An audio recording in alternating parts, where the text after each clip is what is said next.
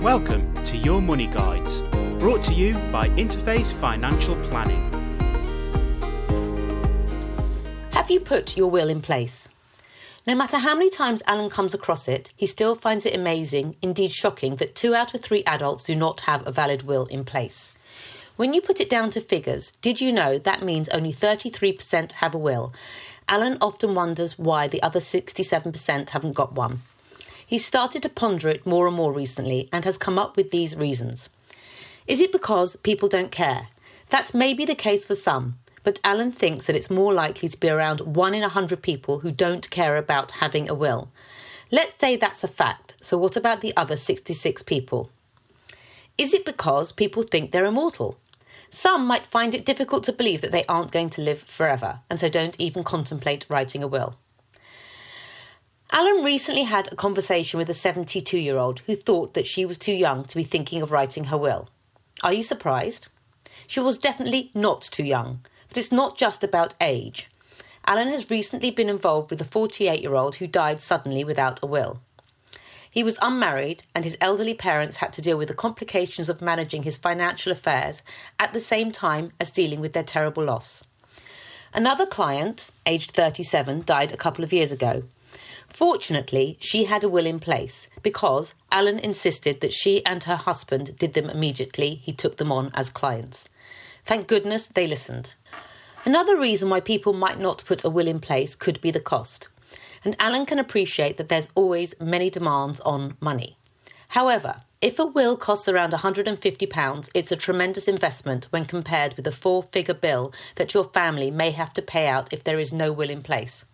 Is it that the thought of visiting a legal practice is a daunting prospect, especially if it means taking time off work?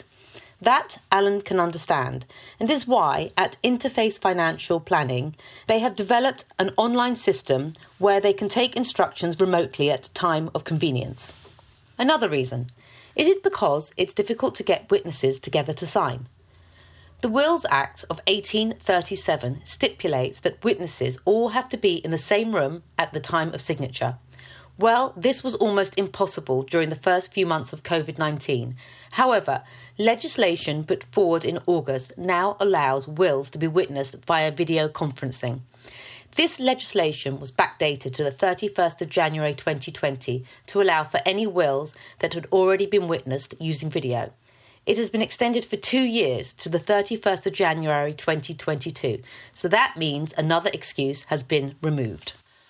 What is required when writing a will? Assuming that you are over 18 and you have full mental capacity, the first thing that you need to do is appoint executors and trustees. Not everyone knows what that means. Simply put, the executors execute your wishes in your will, and the trustees are trusted with looking after your assets until they are distributed to your beneficiaries, your chosen family, friends, businesses, charities, etc. In practice, your executors and trustees are usually the same people. Up to 4 people can act as executors, and Alan always recommends that you have more than one. Make sure that your chosen executors can work together, and if not, while it may not be the first option, Alan and his team have a relationship with a professional executor and trustee that they can recommend, so there's always an option. If you have children, it is vital that you write a will, because a will is virtually the only way in which you can appoint legal guardians for your children. Can you imagine the trauma that your children would suffer if they were temporarily looked after by foster parents while the grandparents were assessed as being capable and able? Worse still, if it is your intention that your friends be your children's guardians, they would have an uphill battle proving their suitability.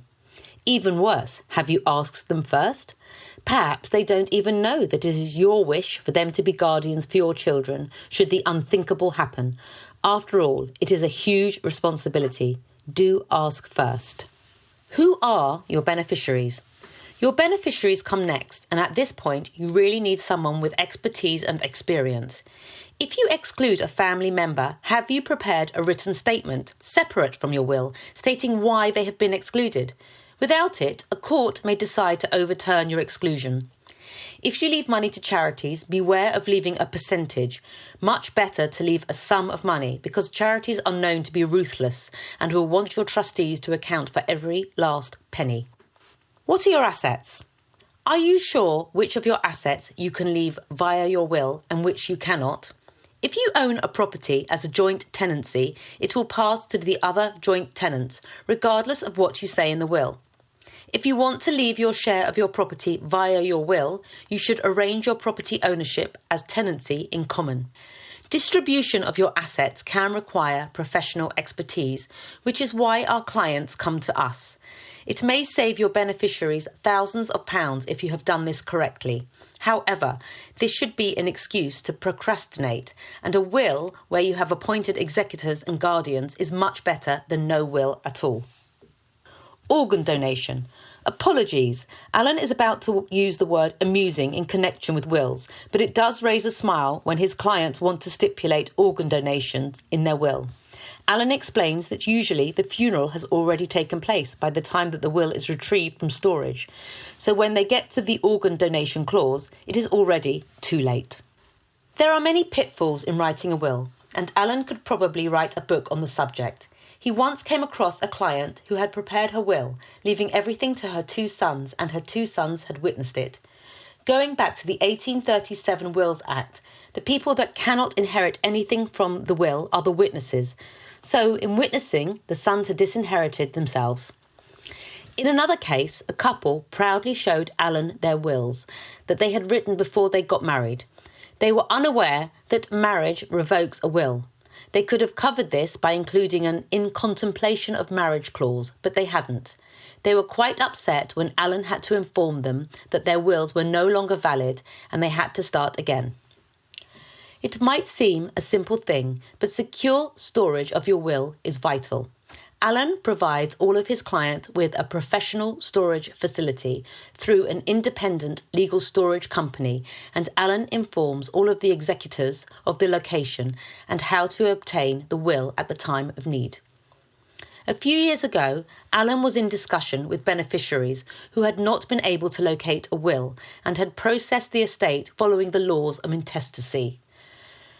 The will appeared almost 5 years later, and it ended up in court because one of the beneficiaries had not been provided with their inheritance. In a tragic case this year, a woman was swept away in the February floods, and her original will has not been found. She had come to see Alan about 10 years ago and supplied him with a copy of her will, which he also kept on file. He was able to supply the family with a copy, and they have appointed legal representatives and are currently going through the legal process to try to process her estate on the basis of a copy that was held in Alan's filing system. Alan can never understand why clients prepare a will and then store it under the bed. This reminds him of another case where, during a blazing row, one client grabbed his will from under his bed and ripped it up. But that's a story for another day. As Alan says, he could write a book. So, if you haven't got a will in place, Alan urges you to put it on your New Year's resolutions list. No matter your age, 18, 38, 58 or 88, you need a will in place. Thank you. For more information, visit our website at interfacefinancialplanning.co.uk.